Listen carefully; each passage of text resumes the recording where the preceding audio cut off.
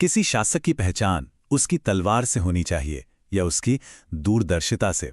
आज हम बात करेंगे 18वीं शताब्दी के एक ऐसे ही महान शख्सियत महाराजा सूरजमल की, जिनकी बहादुरी और समझदारी दोनों की मिसालें आज तक दी जाती हैं।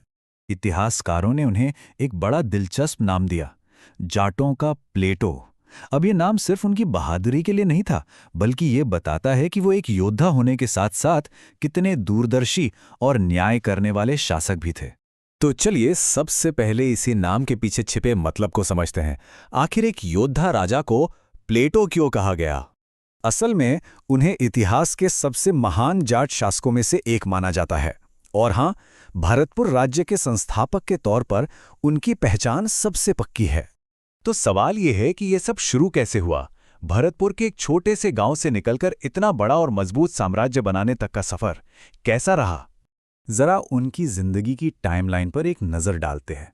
1707 में सिनसिनी गांव में जन्म हुआ। करीब 1733 में उन्होंने शासन संभाला और 1763 में एक जंग में वो वीर गति को प्राप्त हुए। मतलब कुछ ही दशकों के अंदर उन्होंने इतिहास पर अपनी एक गहरी छाप छोड़ दी। सोच कर देखिए, वो 18वीं सदी का भारत था। मुगल साम्राज्य कमजोर पड़ रहा था, हर तरफ उथल-पुथल थी। इसी माहौल में महाराजा सूरजमल ने मौके को पहचाना और अपने राज को दिल्ली, आगरा, मथुरा जैसे बड़े और जरूरी इलाकों तक फैला दिया। अब बात करते हैं उनकी एक ऐसी देन की जो आज भी मौजूद है, लोहागढ़ का किला। ये किला सिर्फ एक इमारत नहीं, बल्कि उनकी जबरदस्त सूझबूझ और रणनीति का जीता जागता सबूत है। ये किला इतना मजबूत था कि कहा जाता है कि उस वक्त की सबसे ताकतवर सेना यानी कि ब्रिटिश सेना भी इसे आसानी से जीत नहीं पाई थी। ये उस दौर के हिसाब से एक बहुत बहुत बड़ी बात थी। तो आखिर इस किले में ऐसा क्या खास था? इसकी इंजीनियरिंग कमाल की थी।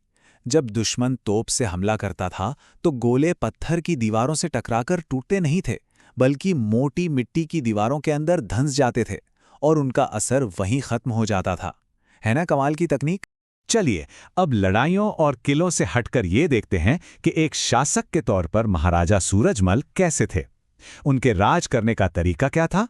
और यही बात उन्हें सबसे अलग बनाती है। वो एक ही सिक्के के दो पहलू थे। एक तरफ एक बेखौफ योद्धा जो मैदाने जंग में अपने साम्राज्य को बढ़ा रहा था, और दूसरी तरफ एक इंसाफ पसंद शासक जो अपने दरबार में हर किसी के लिए बराबर न्याय सुनिश्चित कर रहा था।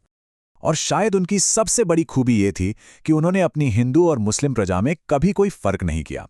सबके लिए एक जैसा न्याय, यही उनके शासन की नींव थी, और शायद यही वजह थी कि उनका राज इतना मजबूत और कामयाब रहा। तो आखिर में सवाल आता है कि उनकी विरासत क्या है?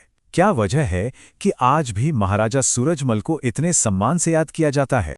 कहते हैं ना, एक योद्धा की जिंदगी एक योद्धा की तरह ही खत्म होती है। 25 दिसंबर 1763 को हिंडन नदी के पास वो एक जंग में लड़ते लड़ते ही शहीद हो गए। अगर उनके योगदान को हम देखें तो उन्होंने न सिर्फ जाट समुदाय को एक राजनीतिक ताकत दी, बल्कि अच्छे शासन का एक ऐसा मॉडल पेश किया जो हिम्मत और राष्ट्रहित का प्रतीक बन गया। और आज भी राजस्थान हो, हरियाणा हो या पश्चिमी उत्तर प्रदेश, उनका नाम बहादुरी और स्वाभिमान के साथ लिया जाता है। उनकी विरासत सिर्फ इतिहास की किताबों में नहीं, बल्कि लोगों के दिलों में आज भी जिंदा है।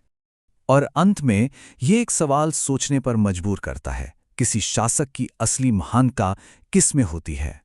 उसके बनाए गए मजबूत और अजेय किलों में, या फिर उसकी प्रजा के अटूट विश्वास और प्यार में?